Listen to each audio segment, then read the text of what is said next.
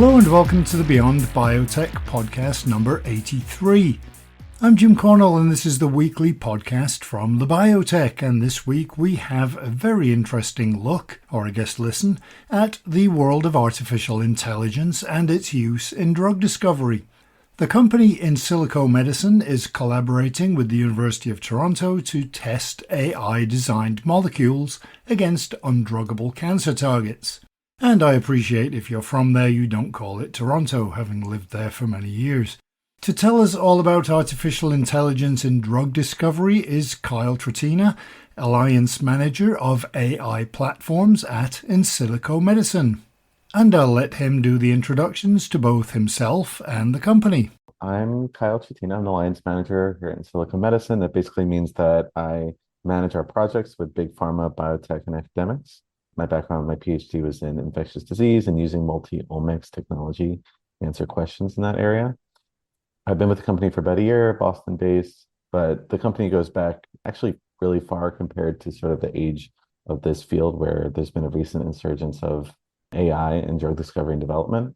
We really clock back to 2014, where we started really as an academic group. So our founder, Alex Shevrenkov, started his lab at Johns Hopkins in 2014. Funny enough, I was actually getting my PhD at the same time, just on the other side of Baltimore. We might have passed each other in a hallway at some point, and I didn't realize at the time. And at that time, him and his lab were really focused on developing algorithms that could make drug discovery faster and more successful. So him and his group wrote some really clever sort of breakthrough stuff, especially in generative adversarial networks along those lines, and founded the company in 2014. So early on, we were a service-based company. So essentially starting collaborations with big pharma and some biotechs in the area, and then more regionally as well for drug development projects. So things like identifying new targets for drugs, designing new drugs, were kind of really a lot of our common use cases. And then as an academic group, they needed sort of academic government funding for a lot of the sort of early work, but transitioning to really focus on the company in the few years sort of following up to that. Now, around that time, sort of mid 2010s was a really interesting time in the field, because we saw a lot of these new deep learning systems that were outperforming humans in some things that traditionally humans have been the only ones that have been able to do it, like image recognition, voice recognition, text recognition, other jobs as well. So through 2016 and through 2019, there was this huge rush because of these more basic mathematical developments. There was this giant rush of competitors. There were maybe 1,000 competitors from around the world at that time. It seemed like any professor with a paper in the field wanted to start a company. And then it was in 2019 when Insilico launched their own platform, including a SaaS product. They also work in the service spaces as well as in 2019, they started their own therapeutic programs. Now, this was really important for the company because, especially at that time, some companies were focused mostly on being AI software company. Other companies were really focused on building out their pipeline. But Insilico Medicine's always really focused on both. It's turned out to be a competitive advantage because you can use the pipeline to validate your software. You're not relying on anyone else to do that. But then from 2019 to 2023, there's been this really huge explosion at Insilico in terms of ongoing commercialization and further development of our generative AI algorithms. But the niche as a whole has actually seen consolidation. So a lot of these companies that focus only on the pipeline or only on the platform have been frankly struggling. Some have gone away. And now at the time, there's actually very few companies in our niche that have reached the level of sustained clinical development, and I think we really are leaders now in this area. So we now have this really robust and growing pipeline, 31 programs against 29 targets, all developed internally with our own AI platforms. And we consistently publish peer-reviewed papers, so a few times a month usually, which is good even for an academic lab. And we've raised really a substantial amount of venture capital as well. I think over $400 million of venture capital to date, a privately held company at the moment as well. And we've also been awarded some really huge accolades. So that's sort of our story in a nutshell. I joined about a year ago. I was an academic for a long time in this space, and I was kind of watching the story from afar and wanted to jump into biotech to be more on the commercial side of things, learn, sort of be at the cutting edge. And so I'm really excited to be here. It's an area that, as you've been talking about the history of the company, it's not been around for 6 months. Why is it, do you think, that AI has been news for the last 6 months and yet it's been around for a lot longer than that? Yeah, that's a really good question. I think there's quite a lot of reasons for it. The sort of recent spurts of AI, especially in the last year, there have been quite a few things that have just become a bit more apparent to the public eye. Things like expanded use of large language models, especially for ChatGPT, vision learning, especially in self-driving cars, has really expanded, as well as VR, not just for the gaming industry, but also has pretty huge applications in the military as well, in drones and other similar applications. So I think there have been like really specific applications that have kind of captured people's imagination, and that's been really picked up by the media. Obviously, there's a lot of money in it as well. I think a lot of it as well is everybody seems to be concentrating on, understandably to some extent, maybe jobs and the negative ways in which AI might impact people's lives in the future. Yet there doesn't seem to be as much concentrating on the kind of thing that you're doing where you're helping people through AI. Yeah, I agree. I tend to be pretty optimistic when it comes to that, simply because I know myself and I know a lot of people, and when people are more productive, they usually don't lay people off. They hire more so that they can make even more money in areas that aren't yet like automatable. We'll see how it actually pans out. I mean, we have to just like keep living and being at the forefront, pushing these things along. But in terms of really hard problems like drug discovery and development, where there's a ton of data, this is not something that humans are very good at. Most drugs fail, something like 90% fail. If you look at the percentage of things that even make it into clinical trials, it's even worse than that. And so there's a ton of data. We have to be able to see patterns that humans just can't see clearly.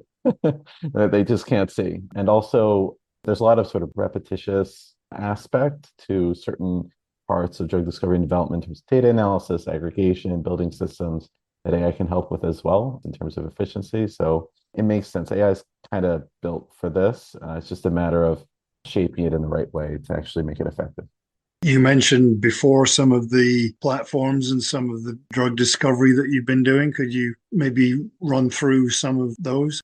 Yeah, no problem. I can talk about it really at a high level. So on the software side, and as a side note, 80% of what we do resource-wise is actually pretty hardcore research and development in labs. We have a fully automated lab, fully robotic lab.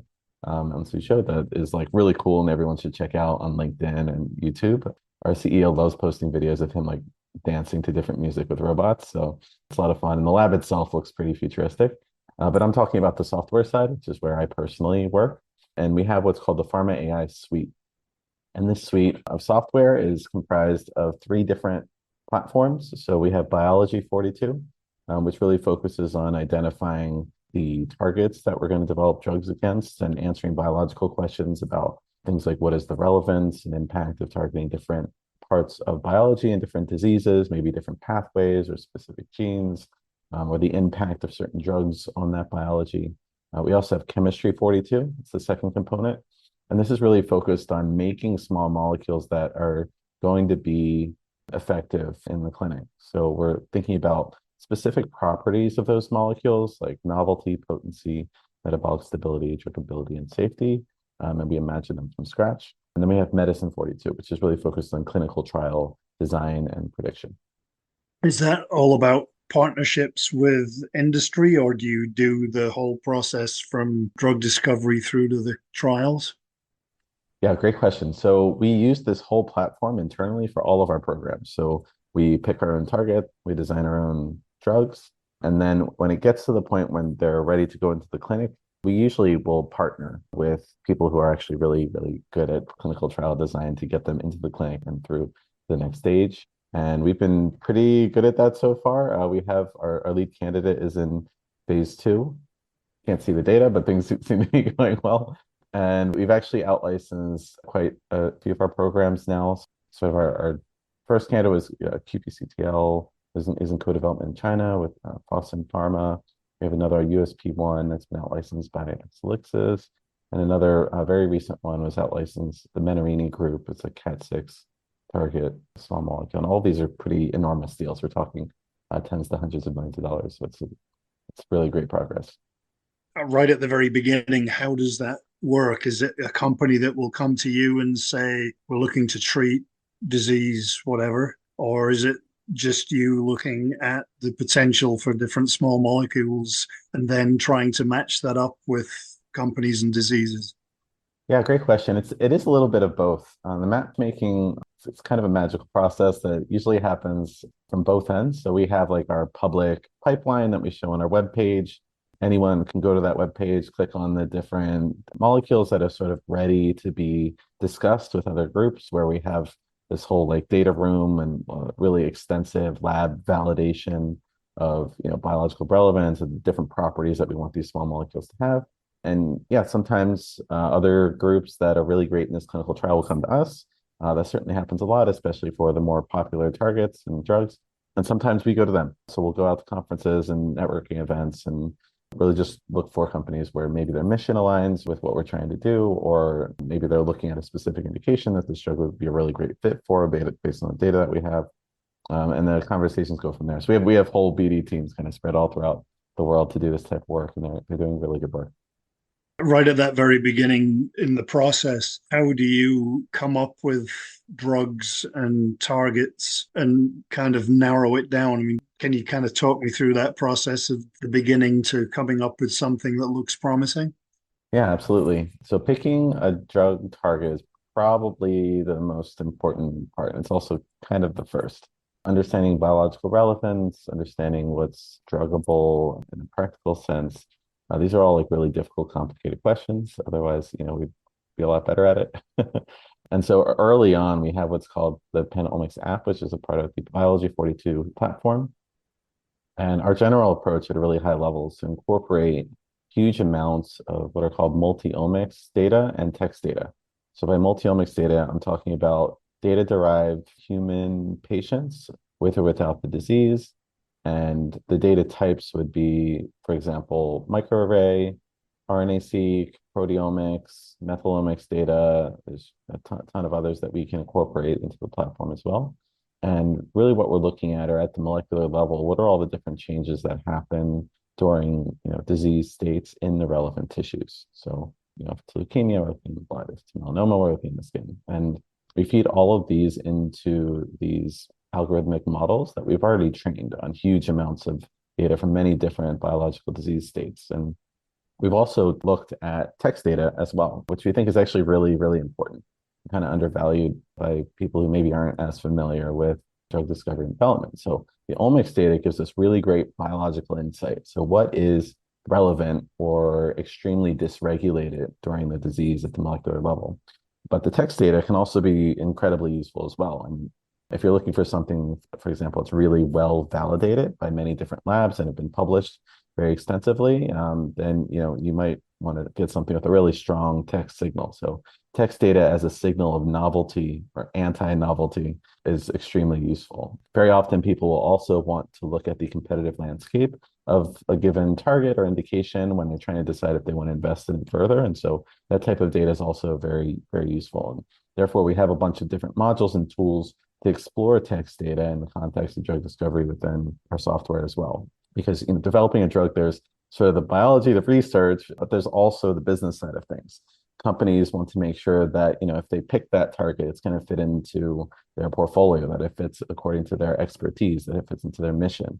Sometimes there's a variety of other considerations as well. And so we try to incorporate all those factors and make them configurable in the software. And the output is this sort of heat map where every row is a different gene and every column is one of our AI or statistical models that will provide an actual value to rank and sort all of those genes.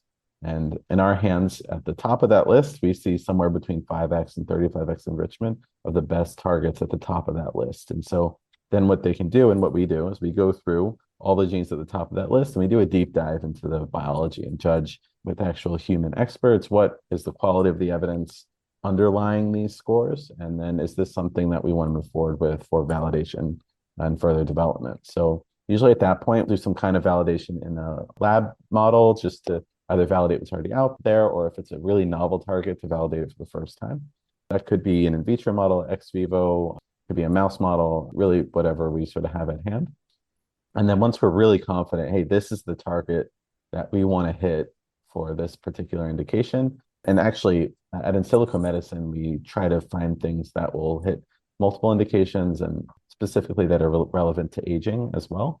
But then we take that target and we hand it off to the chemistry 42 team. And so they then look at the actual properties of the structure and the actual structure of those. We look at mostly protein targets here at Insilico, and they try to design small molecules that are going to bind to that target in a very specific, selective, and strong way to change the biology. And there's sort of a lot going on there, kind of behind the scenes, a lot of different modeling, mapping. There's different really generative approaches. So traditionally, what people have done at this point is if you have a target, you want to design a drug against it. What a lot of people will do is they'll take it's called like a docking approach. So we have these libraries, either previously made molecules or perhaps molecules that could be easily synthesized and there's slight variants. And then on a computer, they'll simulate those molecules binding to the correct part of the protein. Now, this works and has worked in some cases, but when it comes to identifying real novelty, if everyone's fishing in the same tiny pond, they're all going to catch the same fish. And so the power of generative AI is that it can look at the problem and imagine new solutions. So I know in some cases people think about ChatGPT and these hallucinations being a problem, but this sort of imaginative ability of AI in this particular space can be extremely useful because it's sort of thinking of things that either haven't been imagined before or that a human wouldn't otherwise come to the conclusion of even trying that, and sort of bringing up new ideas that makes things a bit more easily patentable. So that's really important. Is you want something that you can actually defend from a commercial perspective. You want something that is maybe even more effective than what humans would have previously come up with. And so the input to the software at that point or to our chemistry 42 platform with the target and then the profile of the molecule that we want to design. So for example, how novel do we want it to be? How potent do we want it to be? How metabolically stable? How druggable? It can also bias for certain safety measures as well. And then it imagines molecules from scratch pretty much indefinitely. So you can run these cycles of imagination as many times as you want. And each cycle will generate some number of molecules based on how you configure it. And then you go into the lab and actually test and validate them. And one of the huge sort of powerful aspects here is that, in our hands, when we published examples of this, we don't have to screen as many molecules. We don't have to screen these huge libraries and testing, thousands to tens of thousands. Some other groups have tested even more molecules. We have one recent example, cyclin-dependent kinase, I think it was CDK20, where we only had to screen like a couple dozen molecules to get a nanomolar hit, which is like extremely powerfully binding molecule, which, in the long run, in terms of the full program, you have to spend less time searching for a good drug, and then the overall cost of the program is a lot less because you're getting to the right answer faster or a really good answer fast. And then at that point, it's really a matter of optimization. So making small changes to the molecule, testing it and validating it in different lab settings. So maybe new mouse models, new in vitro models, ex vivo models, new safety models, whatever the case might be. We also have other modeling software, and then we can really start to see, all right, well, how well is this going to perform in the clinic? And that's when we pass it to our in-clinical team, and we start looking for organizations that we can out-license with. Now, obviously, the higher level of validation for a given molecule, the more likely it is a group, out-licensing group is going to feel confident enough to out-license that molecule. But on the other hand, the earlier they get in, the better deal that they can get, right? So if they wait too long, then everyone's in line, and that's going to drive the price up. Usually, if you wait until phase 1 trials for safety or phase 2 trial for efficacy, if you wait that long, you're probably too late. You're not going to get the best price. But these are the balances that people try to weigh, and it really just depends on the organization you're working with. We hear a lot about targets being undruggable. Is AI helping to alleviate that? But kind of associated with that, are there targets that are still going to be undruggable regardless? That's a great question. To some extent, this is a little bit philosophical, but I'm going to give my opinion here. Undruggable, and the reason for that is undruggable simply means we can't drug it at the moment, or seemingly can't drug it at the moment. That doesn't necessarily mean that someone has tried, or that it can't potentially be drugged if someone did try. but historically, there's specific types of molecules that have been drugged more often or that have been drugged at all. And so there are different ways to define druggability. I think that sort of loose ways is the one that I would propose. There's a lot of different things that can make a target, quote unquote, undruggable. And AI can really help with quite a few of them, actually. So, first would be sort of structural unavailability. So, when a protein is acting in a signaling pathway that is related to the development of a disease, there's usually certain parts of the protein that are involved in that process more than other parts. So, if it's an enzyme, there's certain, maybe a little pocket that is involved in changing other molecules and enabling signaling, for example. So it might be actually the case that the drug target may be structurally unsuitable for drug binding within that pocket where you want the small molecule to bind for chemical reasons. Now, this is really where I think AI has been extremely powerful because of that imaginative ability where like previously, the chemists would sit down, they'd look at some structures that people have tried before, they look at the structure itself, they try to imagine some things, and they go through and they iterate. They synthesize and test, and design, synthesize, and test. With AI, that you can usually get to an answer much faster. Some targets are also a bit more complex in how they're involved in various biological processes, where targeting something, it might effectively treat the disease, but it might also, targeting that particular target with a drug may also cause toxicity just by the nature of the fact that that one protein is involved in some really important biological process. And so if you disrupt that biological process, it causes toxicity, but it's also involved in the disease. So proteins can do different things in different contexts. So the problem of safety is something that hasn't quite been cracked yet, but there's quite a few groups working on that. We have a paper in submission on some new AI-based models where we can sort of predict how much a target is involved in these types of pathways that might cause toxicity if you target them. So that's certainly a question that we can get to, but there's a ton of work that needs to be done there. Another issue is selectivity. The drug target may not be unique to the disease-causing cells if it is a certain cell that's causing the disease. So disrupting that target may also affect other healthy cells. Even within a certain cell, there may also be other targets that look very similar to the one that you're trying to target. And so coming up with this idea of finding something that's really going to only target what you want to target is really difficult. There's also physical considerations, like where inside the cell is the target. Believe it or not, like targeting different parts of the inside of a cell can be more or less difficult. Imagine different barriers and walls as you move from the outside of the cell into the nucleus. You might have to go through a few different membranes and maybe some different ion channels in order to get to where you want to go to actually have the effect that you want to have. There's a lot of other factors to consider, like functional redundancy. Sometimes targeting one thing, nature has a way possibly of compensating with another way of coming in and causing disease along the same pathway, just not using the target that you're trying to block with your drug. And then, there's also drug resistance, where, like, for example, in cancer is a genetic disease, and in many different cancers, there's a lot of different sort of heterogeneity that happens there. And so by maybe treating certain groups of cancer cells, there's others that can grow and that are kind of only selecting for a subset of those. And in general, heterogeneity of diseases is a problem. So just, a disease is often classified by how it looks at the patient level, and maybe at the molecular level, there are some really major differences between patients that sort of present the same types of problems. But if you treat a group of patients with a drug, maybe only some of those patients will actually respond to that drug because of what's actually causing it at the molecular level that isn't really very clear at the clinical level. So those are a few examples. No, because I was going to say that just because you can find something that will bind to a target doesn't mean, okay, we're done. There's so much more involved. Absolutely. Yeah. But biology is extremely complicated. The chemistry is complicated. There's sort of this epidemiology aspect to it as well that can be really tough to overcome. And that's not even mentioning the commercial aspect. Once you have something, even if it's effective, it works in all patients, it's super safe. Is it actually going to make money, which is how you actually get it into patients?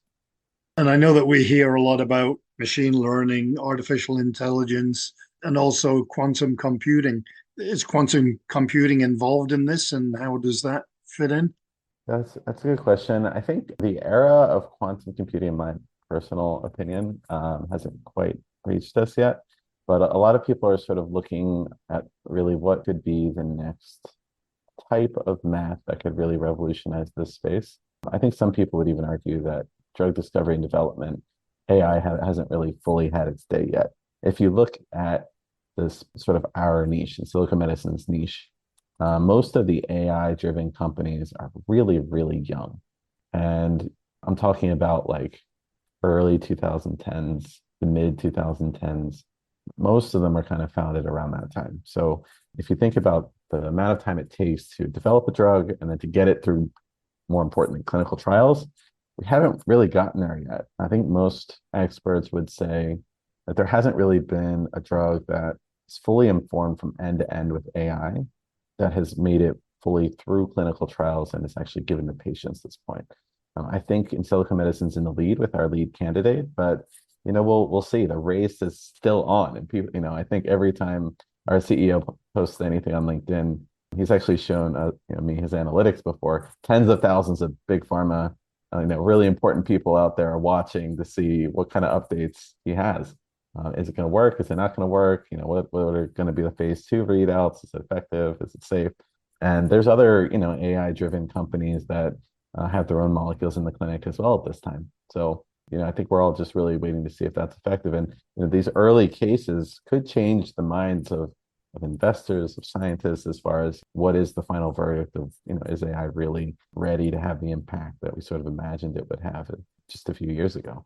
In terms of quantum computing, I think this is certainly an area where we are investigating as well. We're an AI-driven company because of our expertise, but we certainly have quite a lot of diverse expertise in-house. And we're trying to think how can we take different approaches to answering some of these really basic problems in especially drug design, imagining new molecules, simulating binding of drugs to targets, designing new drugs. Like there's really a lot of really hard problems. And, just because we start it in one place, we have a certain type of expertise. We don't want to be, the guy with the hammer looking for a nail. And so we're really just trying to explore all the different options. I would say that's about as far as I can go with it for now. But yeah, I'm excited to see what actually happens if, AI will rule the day, if quantum computing will take over next or not. I think it's, yet to be seen. Is AI evolving incredibly quickly in terms of what you're doing with drug discovery, and what kind of scales of improvement is that making in terms of cost and time? Yeah, that's a great question. So in terms of preclinical drug discovery, AI has developed extremely fast and made huge, huge, huge strides. This is all work before the clinic in terms of picking a target, designing, especially small molecules, proteins, other like large molecules, other modalities. I think that is still in flux, where there's a lot of groups, and we're also in this space too, doing really great work. But in terms of small molecules, traditionally this time period would be 5, 6, 7 years. And that's not even counting possibly decades of work on the target in academia, where people have been looking to the biology of different diseases for a very long time and just maybe haven't tried to commercialize it. But if you're starting from scratch, you want to get ready to have a molecule that's ready to be tested in the clinic. Some estimates have been around the 5, 6 year mark ballpark. Whereas with our lead candidate program, we've been able to go from nothing to something ready to go into the clinic in only 30 months. So that's a pretty huge time savings. And if you look at the cost savings as well, we're talking about like, a whole factor of maybe 10 in terms of cost savings. But really, most importantly, it's more about getting effective, safe drugs to patients faster. So at the end of the day, the ultimate shareholders, right? And there's a lot of barriers in the clinic, and after that AI hasn't really made as huge strides on. But in terms of preclinical work, it's been absolutely huge. There's papers being published really on a weekly basis in this space. As I mentioned, also most of the participants are still new companies in the grand scheme of things, and so the whole space is really, I would say, still young, up for grabs, sort of in the early development cycles. I would argue none of them are really mature yet. And then depending on your modality, like what type of therapy you're developing, it could be entirely new. And you might be cutting new grass like every day. Looking at your website, there's an awful lot coming out of your company. And one of the most recent things, I guess, is a partnership with the University of Toronto. And if you could tell me a little bit about that. Yeah, sure. Absolutely. So we absolutely love working with academics. As an alliance manager, one of the things that I do is sort of manage our collaborations with different academics around the world. We apply for grants with them. We love to co-apply for grants with academics. We do pretty often, and then work on the project with them when we get the grant. I think they like to work with us because, we have the brand, we have the expertise in the space, and we've delivered on so many projects successfully and on time. So we also like to be connected to, what is cutting edge in the field, and also validating with publications what our models, our algorithms can actually do in sort of real world scenarios, and at least like research-based scenarios. So the University of Toronto, they do a lot of good work. There's a particular researcher, it's Igor Stagljar, so he's a molecular geneticist and professor there.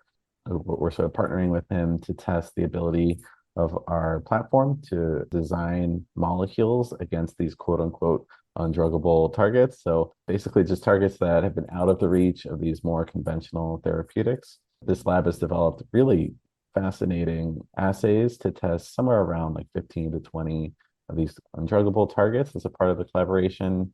We'll use the platform to identify them and then to design the molecules as well, focusing really in on cancer and specific types of cancer genes, and then focusing on those cancer gene products, the proteins that have specific types of protein-protein interactions. So the idea here is that we pick the targets with our platform, we design molecules with our platform, and then we validate them using this technology that this lab has developed for confirming disruption of certain types of protein interactions inside of a cell, as opposed to more artificial systems.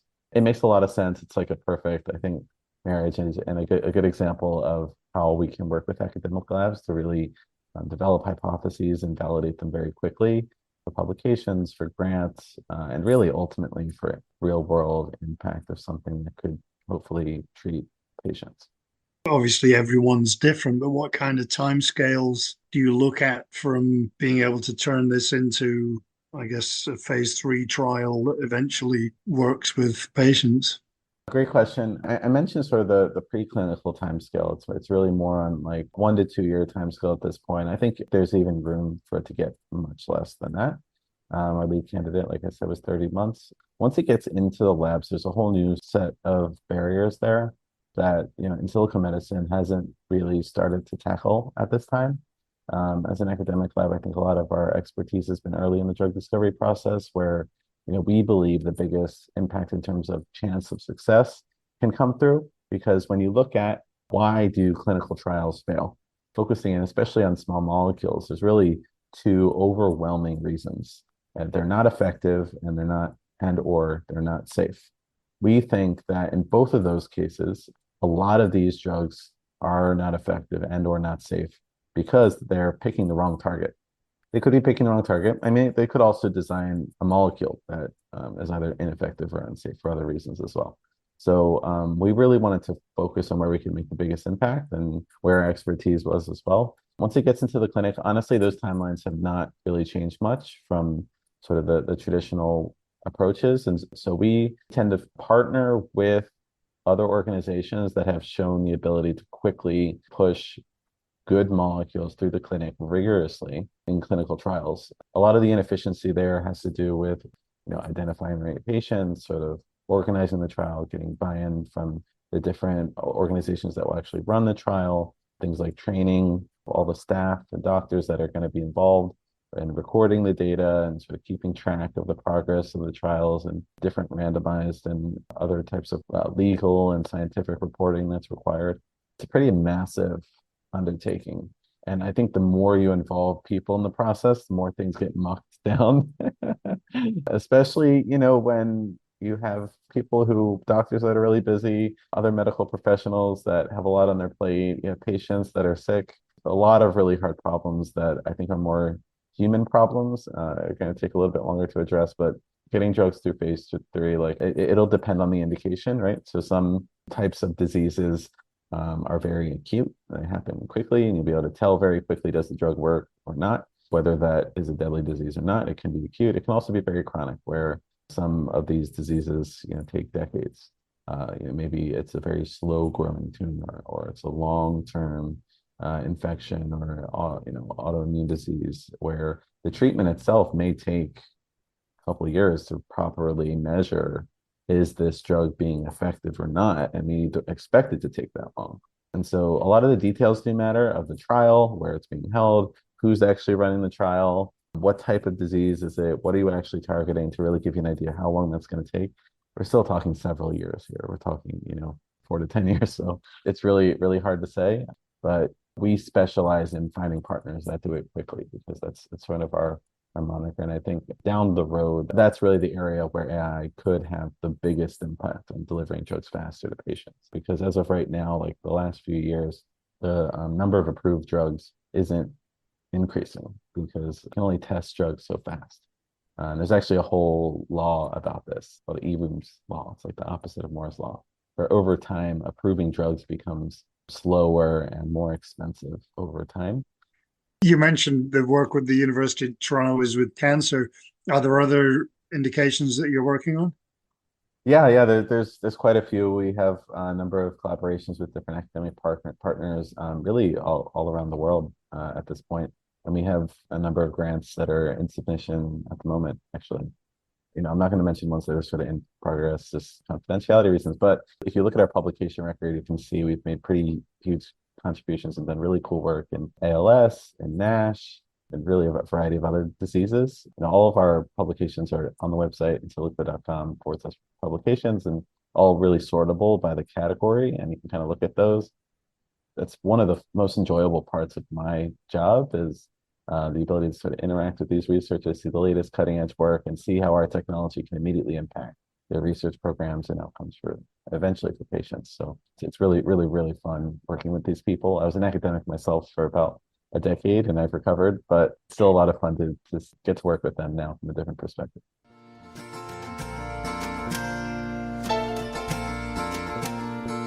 I appreciate at the beginning of the podcast I mentioned the name of Canada's biggest city without saying how it is pronounced there, and most people do call it Toronto. But if you're from there, you're a Torontonian. Anyway, it's not the only place in the world that isn't pronounced the way it looks. Probably an entire podcast episode on that.